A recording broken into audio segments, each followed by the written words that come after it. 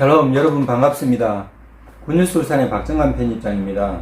제가 성경인물 인터뷰 시간인데요. 세례 요한에 대해서 한번 살펴보겠습니다. 이 세례 요한은 신약 성경의 첫 페이지를 장식한다 할 만큼 나름대로 전무후무한 인물인데요. 이렇게 이스라엘 역사, 이 세례 요한 나타날 당시에는 구약과 신약을 연결하는 인물이 구약의 마지막 인물이고 신약의 첫 번째 인물이라 할 수 있는 사람이 세례 요한인데, 이 세례 요한이 등장했을 때는 400년, 거의 400년 만에 예언자가 나타나니까 이스라엘 사람들이 이 세례 요한의 삶의 인생에 엄청 주목하게 됐죠. 이 세례 요한은 신약 성경에 누가복음에 나오고 마태복음에 나오고 또 요한복음에 언급되는데, 복음서에 언급되는데, 예수님을 보고 세례 요한은 뭐라고 했냐면은 세상 죄를 지고 가는 하나님의 어린 양이라고 이랬어요. 예수님을 그 당시에 가장 정확하게 이해했던 사람이 세례 요한입니다. 예언자로서, 선지자로서 하나님 앞에 메시지를 받았어요. 하나님의 메신저죠. 굿뉴스 메신저인데 세상 죄를 지고 가는 하나님의 어린 양 예수를 보라고 이렇게 말했어요. 이것이 엄청 그 삶의 세례 요한의 삶에서 주목할 만한 그런 이제 시점이죠. 세상 죄를 지고 오는 하나님의 어린 양이라고 하면서 자기에게 쏠리는 시선을, 자기가 막 인기를 누리고 있을 때 백성들의 시선이 한 몸에 쏠릴 때 예수님께로 시선을 돌리게 했던 사람이고, 세례 요한의 첫 일성, 세례 요한의 첫 목소리가 뭐냐? 회개하라, 천국이 가까웠다 이거예요. 세례 요한의 삶의 슬로건이죠. 회개하라, 천국이 가까웠다. 회개해야 된다는 것은 잘못 살았다, 범법자로 살았다, 죄인으로 살았다, 하나님 앞에 경건하게 살지 못했다. 그랬을 때 죄악된 삶에서, 잘못된 삶에서, 악한 삶에서 경건한 삶으로 돌이켜라, 어둠에서 빛으로 돌이켜라, 지옥의 삶에서 천국으로 돌이켜라, 이렇게 말하면서 회개하라고 이렇게 첫 일성으로 이제 회개하라 그랬죠. 천국이 가까우기 때문에 회개하라 그랬어요. 회개하라, 천국이 가까이 왔다. 지금 우리도 세례 요한처럼 이렇게 말해야 돼요. 그 예수님도 똑같이 또 세례 요한처럼 회개하라, 천국이 가까이 왔다 했어요. 이것은 세례 요한의 음성이기도 했지만 하나님의 음성이었어요. 하나님의 음성을, 하나님의 메시지를 세례 요한이 외쳤고 예수님도 또 따라서 외쳤죠. 또 우리도 따라서 외쳐야 돼요. 회개하라, 천국이 가까이 왔다고. 그리고 세례 요한은 또 뭐라고 했냐면은 주의 길을 예배하라 했어요. 예수님 오시는, 메시아가 오시는, 구세주가 오시는, 그리스도가 오시는 그 길을 예배하라 하면서 자신이 그 길을 예배했죠. 그의 첩경을 평탄케 하라. 그의 첩경이라는 것은 메시아의 첩경, 메시아의 지름길을 평탄하게 하라 이거예요. 그 메시아가 사역을 하는데 걸림돌이 되지 말고 메시아가 가는 사역하는 그 길에 박수를 쳐드리고 응원을 하라 이 뜻이죠. 이것이 참 놀라운 메시지인데, 하나님께서는 여호와는 은혜로우시다는 이 이름 뜻이에요. 세례 요한이라는 것은 이스라엘 백성들에게 세례를 베풀었다 해서 세례 요한인데, 세례 요한이 요단 강가에서 많은 백성들이, 이스라엘 백성들이 잘못했다고 하나님 앞에 이제 경건한 삶을 살겠다고 세례를 받을 때 침례예요, 침례. 강물에, 얕은 강물에서, 강물 중턱에서 그 몸이 잠길 만큼 물 속에 들어갔다가 나오는 거예요. 그러면은 어떻게 됐냐? 옛날에 나는 물에 잠겨서 죽었다. 죄악된 삶, 하나님 앞에 경건하지 못했던 삶, 잘못된 삶을 살았던 내 삶은 죽었다 이거예요. 그러면서 다시 물속에서 나올 때 지금 현재부터 미래의 내 삶을 하나님께 드립니다 이러면서 새로운 나, 하나님 앞에 새로운 피조물이 됐다고 고백하면서 치르는 의식이 세례예요. 원래는 침례죠. 그래서 침례교단에서는 침례 요한이라고 이렇게 합니다. 이 침례 요한이 세례 요한인데, 하나님은 은혜로우시다는, 여호와는 은혜로우시다는 이 이름 뜻이에요. 요한이. 아버지는 아비야 반열의 제사장 사가랴입니다. 제사장 집안 출신이에요. 어머니도 제사장 집안 출신, 아론 자손의 후손이죠. 엘리사벳. 아버지는 사가랴, 어머니는 엘리사벳. 다 집안의 제사장 출신이니까 세례 요한은 가만히 어린 시절부터 아버지 어머니 말씀 순종하고 잘 따르면 삶이 보장되는 제사장 집안 출신이에요. 비록 이 당시가 이스라엘이 유대인들이 로마 식민 지배를 받는 그런 삶이었지만 자기 삶의 최소한은 보장받는 삶인데도 불구하고 하나님의 예언자로서 하나님의 선지자로서 경건한 삶을 살았어요. 세례 요한은 헤롯 대왕이 통치하던 시절에 예수님과의 동시대 인물로 태어나고 동시대를 살았죠. 그걸 누가복음에 보면은 동정녀 마리아, 예수님의 어머니 마리아가 임신한 장면이 나와요.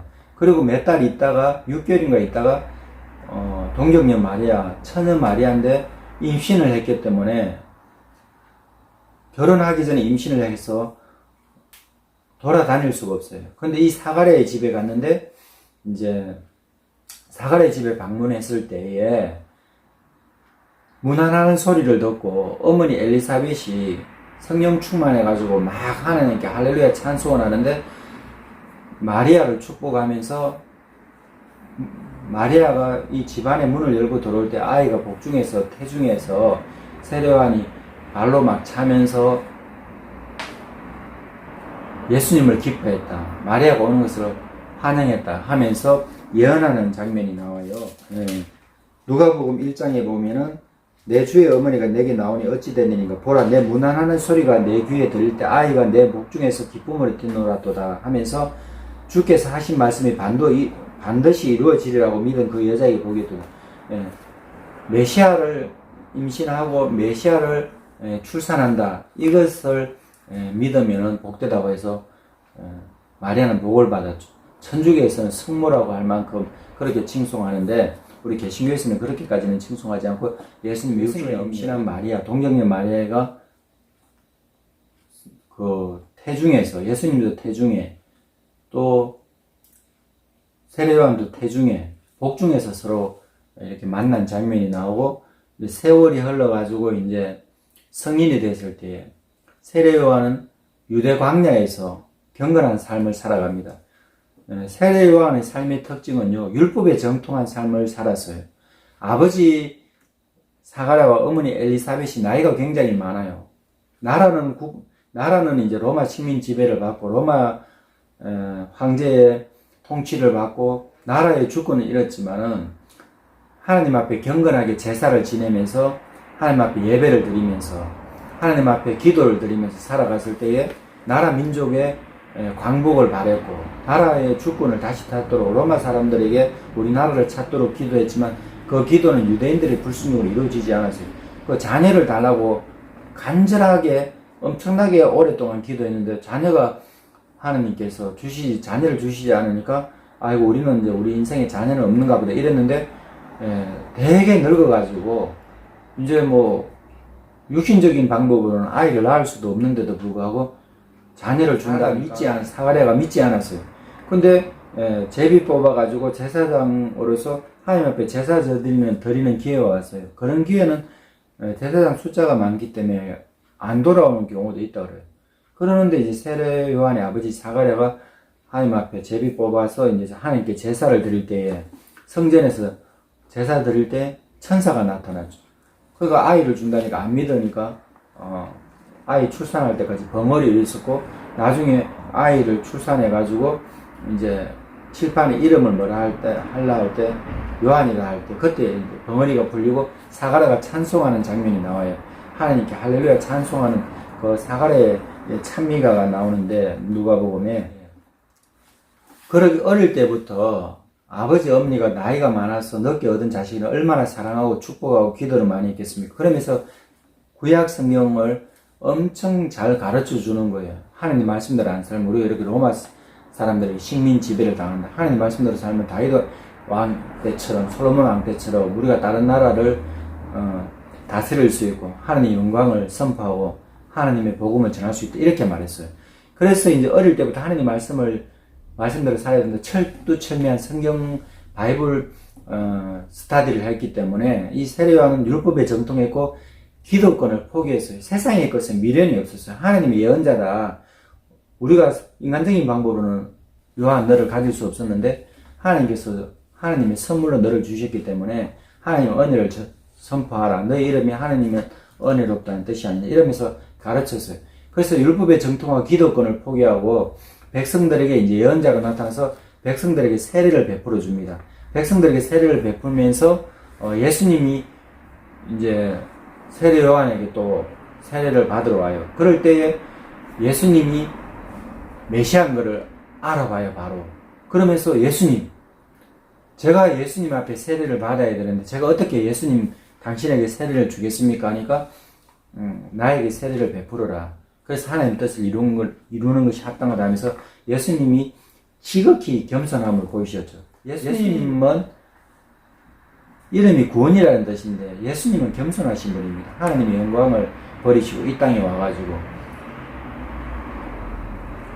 충분히 인기를 누릴 수 있고 충분히 영광, 명예 모든 것을 누릴 수 있음에도 불구하고 모든 영광, 모든 좋은 것을 다 포기하고 우리 인생을 살아가기 위해서 예수님 이 땅에 오셨을 때 그것을 겸손이라는 거예요. 그리고 예수님은 겸손하신 분이니까 동정녀 마리아의 몸에 태어나고 하나님이 사람의 몸에 태어날 일이 뭐가 있어요? 예수님은 하나님이신데 그러면서 또 세례 요한에게 이제 세례를 받는 거예요. 세례 요한에게 도로 세례를 베풀어야 되는 분이신데 왜? 예수님은 메시아이신데 왕이시거든요. 하나님 앞에 유대인들은 왕이 있다가 없어지지만 또 있다가 없어지고 있다가 없어지고 이러지만 영원한 왕이 예수님이에요. 또 예수님이 영원한 제사장이에요. 그러니까 당연히 세례 요한이 세례를 받아야 되는데 예수님은 세례 요한에게 세례를 받으신 겸손한 분이시고 예수님 왕이고 이스라엘의 3대 직분이요. 왕이라는 직분, 제사장이라는 직분, 예언자라는 직분이 있는데 예수님께 이 직분이 다 있는 거죠. 그러니까 세례 요한이 당연히 예수님께 세례를 받아야 되는데 이제 세례 요한의 마지막 생애를 한번 살펴보는데요. 세례 요한은 하나님 앞에 순교하게 됩니다. 왜 그러냐면은 그 당시에 헤로드 안디바라고 헤로드 안디바는요 동생의 부인을 취해요. 동생의 부인을 취하면 됩니까? 동생의 아내를 빼들면 됩니까? 근데 동생의 아내를 빼들었으니까 세례 요한이 예언자적인 메시아를 전해요. 당신이 그렇게 악하게 살면은 왕으로서 그렇게 악하게 살면 되겠냐 하면서 잘못했다고 신랄하게 비판을 하니까 이제 헤로드 안디바의 부인이 이제 엄청 싫어하는 거예요. 새로 이제 시집간 그 부인이 엄청 싫어하면서 세례 요한을 죽여야 되는데 신랑 보고 당신이 왕이니까 세례 요한을 잡아 가두세요. 죽이세요. 그렇게 말해도 백성들이 두려워서 헤로드 안디바가 마음대로 할 수가 없는 거예요. 그러는데 엄란한 축제가 열리죠. 엄란한 파티가 열리죠. 헤로드 안디바 이 왕이 고관 대작들을 모시고 파티를 하고 있을 때에 축제장에 헤로드 안디바의 새 부인이 이제 딸이 있는데 춤을 춰요. 그 춤을 추니까 사람들이 전부 다 넋이 나갔어요. 춤을 잘 추고 또 엄청 야시시한 옷을 입은 것 같아요. 그 젊은 아이가 이제 소녀가 이제 춤을 추는데 넋을 빼놓는 춤을 추니까 사람들이 넋을 잃고 헤로드 왕이 너의 소원이 뭐냐 다 들어주겠다 이러니까 어머니에게 가요. 그리고 기속말로 하는데 이제 어머니에게 기속말로 들은 말을 듣고 와가지고 헤로드 왕 앞에 떡 서가지고 그래 너 소원이 뭐냐 하니까 헤로드 왕은 당연히 그 소원 다 들어준다 생각했는데 세례 요한이 목을 주세요 이렇게 말해요. 아이고 이렇게 지금 악합니다. 어린 아이가 뭐를 알겠어요. 그런데 어릴 때부터 악한 거라. 높은 자리에 있으면서 자기 가진 것을 희생해서 백성들을 돌봐야 되는데 그러니까 헤로드 왕이 고관 대작들 다 모였지 많은 사람들이 모이는데 왕으로서 체면이 있어서 말한 것 안 지킬 수도 없고 또 지키려니 세례 요한의 목을 달라고 할 수 없이 세례 요한을 체포했는데 그 체포한 세례 요한을 참수시키는 거예요. 그 세례 요한의 목을 쟁반에 들고 와가지고 그렇게 악합니다. 권력이라는 것이 권불 10년간은 권력이 없다. 영원한 권력이 없다는 그 뜻이죠. 꽃이 열을 불지 못하다. 화무 11호 권무 10년. 열을 붉은 꽃이 없고 10년간은 권력이 없다고. 인생 무상에 대해서 말하는 거죠. 권력도 화려함도 인생은 순식간이다. 바람과 같고 안개와 같다. 이 뜻인데 결국 세례 요한은 하나님 앞에 이렇게 순교를 당하게 됩니다. 이스라엘 백성들 로마 식민 지배를 당하고 있어요. 그러면 백성들이 똘똘 뭉쳐서 로마 사람 물리쳐도 잘 안 될 텐데, 로마가 그 당시에 군사적으로, 경제적으로, 문화적으로 모든 다른 나라의 것들을 수용하면서 엄청나게 대단했기 때문에 이스라엘 백성들이 이길 수 없고 결국 광복을 못했죠. 나라는 주 70년에 나라가 완전히 산산조각이 나가지고 풍비박산이 나죠. 그래서 2000년 동안 나라 없는 민족 되다가 1948년 이스라엘 백성들이 독립하는데, 그렇게 이제 이 권력이 악해요. 그 악한 권력에 의해서 세례 요한은 순교를 당하고, 세례 요한의 삶에 대해서 간단하게 살펴봤습니다. 세례 요한은 기도로서 하나님 앞에 살았던 부모님이 이제 하는 게 기도해서 얻은 자녀죠.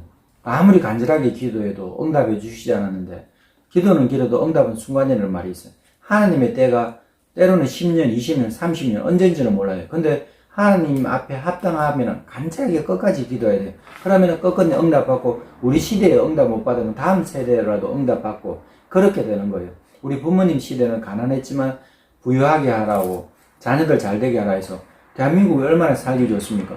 근데 지금은 이제 주사파 쪽은 공산정권, 또 재벌을 해체하고, 재벌이 잘 돼야 백성들이 돈을 벌 수가 있습니다. 공장이 잘 돌아가야 됩니다. 근데 재벌을 해체하고 공장의 사장들, 회장들을 목 조르고, 아니 그러면 근로자들이 어떻게 먹고 살아요? 근로자들이 공장 지을 것 아닌데. 그러니까 기득권을 다 무시하래요. 기득권도 잘못된 기득권을 내려놔야 되겠지만, 갑질하는 것들, 잘난 척하는 것들은 내려놔야 되겠지만, 노블레스 오블리주를 그분들도 실천해야 되겠죠. 가진 자의 의무, 책무를 다 해야 되겠지만, 너무 이제 밑에 있다고 막 잘난 사람들을 질타하면 나라 민족이 혼란해져요. 잘난 사람들은 잘난 대로 자신들의 책임들을 감당하고, 좀 내가 가진 것이 적고 내가 누리는 것이 적더라도 서로 화합해야 되지. 이쪽 진영에서는 저쪽 진영을, 보수 진영에서는 진보 진영을 다 밟아치기려고, 진보 진영에서 보수 진영을 밟아치기려고. 그 로마 식민 지배 당하는 이스라엘 백성들하고 뭐 다릅니까? 지금은 남북한 반동갈이 나 있는데, 지금 북한의 김정은은 엄청 추앙받고 맨날 미사일 쏴도 대통령이 한마디 말도 못하고, 아니 중국하고 우리가 뭐 죄지었습니까? 북한이 죄지었어요? 일본은 또 그렇게 지키려고, 미국도. 지금은 이제 대한민국이 북한이 공산주의이기 때문에 대한민국이 미국하고 유엔군의 도움을 받았기 때문에 그렇게 나라를 이끌어 가야 되고, 친미, 친일 이렇게 나가야 돼요. 친일파가 되라는 게 아니라 일본하고 외교적으로, 경제적으로 엄청 묶여있기 때문에, 그리고 미국하고도 경제적으로 지금 우리나라는 수출 안 하고 살 수 없는 나라인데, 지금 4차 산업에서 엄청 준비 못해서 뒤지는데 탈원전도 해버리고 좋은 것들이 엄청나게 무너지는 거예요. 대한민국이 가지고 있는 어떤 것들이 헛된 자존심만 내세우면 안 됩니다. 이스라엘 백성도 헛된 자존심 내세워서 바리새인이 나라를 독립시켰어요. SNF파 경건하다고 나라를 독립시켰어요. 제사장 사두개파 그 사람들이 나라를 독립시켰어요. 당근만 빨아먹고 선거선 뱉어버리는 제사장, 바리새인, 기득권들, 그리고 나라 민족 그 사람들이 추구하는 걸로 나라 민족이 권력에 달콤함에 빠져 있었던 그 사람들 때문에 나라가 독립이 안 됐습니다. 그리고 육신적으로 지금 데모 잘하는 사람들처럼 또 열심당원들은 정치적으로 봉기했어요. 근데 실력이 안 되니까 로마 사람들 앞에 다 뭐 쿠데타 일으킬 때마다 전부 다 참수당하고 감옥에 갇히고, 예수님도 십자가에 죽으실 때 바라바를 풀어달라 그 사람도 정치적으로 봉기한 거예요, 군사적으로. 근데 힘이 안 되니까 안 되는 거예요. 지금 우리나라도 정말 백척간두에 서 있습니다. 임진왜란 때 이수신 장군 같은 모든 이제 배를 다 잃어버리고 뭐 12척 남은 배로 일본군과 맞서야 될 만큼 지금 그렇게 대한민국이 위태로운 형국이, 지금 대한민국이 가진 것도 많지만 가진 것들을 잘 관리해야 되는데, 가진 것을 자꾸 해체하려고, 뭐 공장이 잘 굴러가고 원자력도 잘 되고 대학들도 잘 되고 집안도 잘 되고 단체도 잘 되고 막 그래 되는데, 서로 진영을 허물라고 적폐청산한다고 모든 것을 탈탈 털고 힘들어요, 그렇게 되면. 근데 지금 대한민국이 참 위기 가운데 있기 때문에 우리 크리스천들은 세례요한처럼 나라 민족을 위해서 기도하고, 잘못된 것들도 말해야 되지만 잘하는 것들도 칭찬하면서 서로 화합하면서, 이 대한민국이 남북 통일이 되어서 마지막 때 세계에 복음을 전하는, 아시아 5대양 6대주의 복음을 전하는 남미, 북미, 아프리카, 오세아니아 5대 6대지 복음을 전하는 마지막 때 사명을 감당하는 예수님 언제 오실 줄 몰라요. 그렇게 우리가 하나님 앞에 경건한 삶, 세례요한처럼 경건한 삶을 살기를 바라면서 오늘 세례요한에 대한 성경 인물 탐방, 성경 인물 인터뷰를 마치겠습니다. 샬롬, 여러분 감사합니다.